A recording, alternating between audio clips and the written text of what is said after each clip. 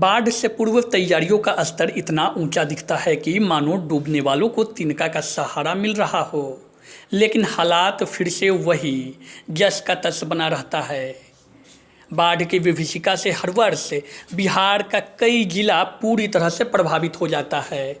उत्तर बिहार की अघोषित राजधानी कही जाने वाली मुजफ्फरपुर जिले की बात करें तो मुजफ्फरपुर जिले के 16 प्रखंडों में लगभग आधा दर्जन प्रखंड बाढ़ की विभीषिका से पूरी तरह त्राहिमाम करते रहता है। तो दूसरी तरफ बाढ़ से पूर्व तैयारियों को लेकर के सरकार यह दावा करती है कि बाढ़ आने से पहले ही उन पे काबू पाने के लिए तटबंधों की मरम्मती कार्य जोर शोर से किया जा रहा है। साथ ही बाढ़ की विभीषिका से बचाने के लिए लगातार इस दिशा में सरकार और उनके अधिकारियों द्वारा कार्य पूरी मुस्तैदी के साथ की जा रही है। लेकिन हालात और मंजर तब बयां होते हैं जब बाढ़ की विभीषिका से लाखों लोग सड़क पर शरण लेते हैं, खुले आसमान के नीचे सोते हैं। खैर, इसके इतर सरकार बाढ़ से पूर्व काफ़ी सजग तरीके से वाकई में बाढ़ से बचाने की तैयारियों में जुटी रहती है। संबंधित विभाग के मंत्री और अधिकारी हर स्तर पर इसका मॉनिटरिंग करते हैं। मुजफ्फरपुर में जल संसाधन मंत्री संजय कुमार झा इन्हीं उद्देश्यों के तहत अधिकारियों के साथ बुधवार को समाहरणालय सभागार में समीक्षा बैठक करने पहुंचे। बाढ़ से बचाव को लेकर तटबंध को मजबूत करने की दिशा में किए जा रहे कार्यों की समीक्षा के दौरान मंत्री ने संबंधित पदाधिकारी और अभियंताओं को मानसून से पहले सभी कार्य हर हालत में पूर्ण करने का सख्त निर्देश दिया है। उन्होंने कहा कि बाढ़ के समय किसी भी तरह की सामग्री की कोई कमी नहीं होनी चाहिए। इसके लिए सभी तैयारियां अभी से ही पूर्ण करने की आवश्यकता है। जल संसाधन मंत्री ने मुख्य अभियंता को निर्देश देते हुए कहा कि कार्य की गुणवत्ता का ख्याल रखें।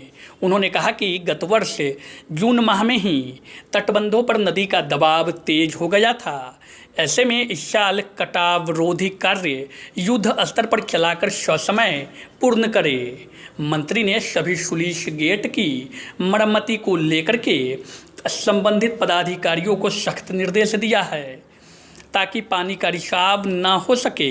उन्होंने तटबंधों की सफाई कराकर उसके होल को बंद करने का भी सख्त निर्देश दिया है। क्या हम लोगों ने नया टेक्नोलॉजी यूज करना शुरू किया है 2 पार्ट में। एक तो जो आपको अर्ली वार्निंग सिस्टम है कि 72 घंटे पहले ही जिला प्रशासन को भी जानकारी देते हैं और विभाग को भी जानकारी रहती है कि कहीं अगर हेवी रेन होने वाला है। और हम लोगों के लिए ज़्यादा कंसर्न है कि यहाँ बिहार से ज़्यादा होता है कि नेपाल में कितनी बारिश हो रही है, वहाँ के स्टेशन में कितना बारिश होगा। तो वो हम लोगों ने उसका मैकेनिज्म फिक्स किया है। वो सारा डेटा आ जाता है, डिसमिनेट हो जाता है। हमारे एग्जीक्यूटिव इंजीनियर को मालूम होता है कि आज उसके एरिया में जम के बारिश होने वाली है। तो बारिश तो हम नहीं रोक सकते हैं, लेकिन अलर्ट हो जाएगा, तैयार रहेगा, बांध पे रहेगा, मटेरियल लेके रहेगा। तो वो कोई क्राइसिस होता है तो उसको चेक तो कर सकता है। तो एक तो ये है। दूसरा, बहुत सारा टेक्नोलॉजी स्टील सीट पाइल से लेकर के आजकल लेटेस्ट टेक्नोलॉजी बहुत सारा आ गया। तो हम लोग फेज वाइज यूज करना शुरू किए हैं और उसका प्रभाव भी दिखाई पड़ रहा है। एक चीज़ जो और कर रहे हैं वो बहुत इम्पॉर्टेंट है, वो है कि नदी में आप देखते हैं सोल फॉर्मेशन हो जाता है, माने सिल्ट हो गया, थोड़ा ऊंचा आपको दिखाई पड़ेगा। बिल्कुल सर, गाद की सफाई तो वो अब इतना स्केल पर तो वो है, लेकिन इस बार हम लोगों ने तय किया है कि और उसका एक निकलवा भी लिया है कि जहाँ मेजर जैसे बल्हा बसंत था आपको है वैशाली के पास, इसी टाइप का बहुत जगह पर है। तो उस सोल फॉर्मेशन को हम लोग अभी से कटवाना, जो वो काट करके और वही बालू फ्लड फाइटिंग में ही यूज कर ले। एक सेकंड जब थोड़ा बारिश होगा तो और ढीला हो जाएगा, तो उसको थोड़ा सा धक्का मारेगा तो पानी में बह जाएगा, बालू है ना। तो वो भी हमारे सेक्रेटरी साहब ने भी बात किया है, जो मुंबई में ड्रेजिंग कॉरपोरेशन है उनसे भी बात कर रहे हैं जो कैसे उसको रिमूव किया जा सकता है।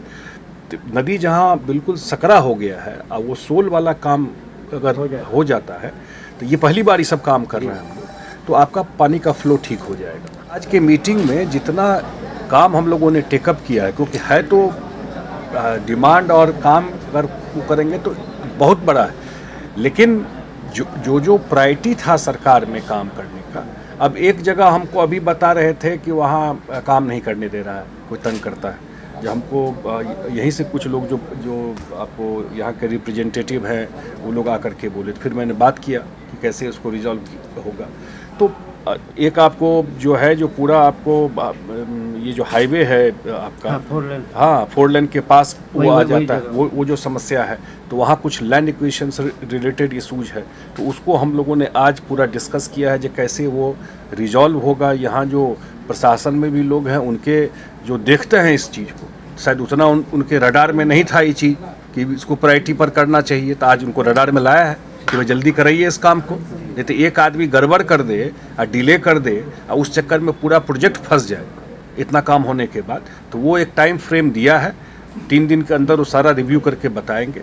तो और जैसे अभी हम लोगों ने लखनदेई नदी है सीतामढ़ी में, अब सीतामढ़ी में लखनदेई नदी आपको पूरा का पूरा एक डेड रिवर, ये सबसे बड़ा स्टोरी है। एक जो मृत नदी था वो पूरा नदी मुख्यमंत्री जी खुद गए थे 2018 में, और अब जा करके अभी आज रिव्यू में ये सारी बात हुई। 18 किलोमीटर नदी आज पूरा डेड रिवर वो जिंदा हो गया पूरा। तो ये तो एग्जाम्पल है कि भविष्य में हम अन्य जगहों पर भी जो अगर पुराना कोई नदी है तो उसको कैसे रिवाइव कर सकते हैं, जो उसमें स्टोरेज कैपेसिटी बढ़ जाएगा।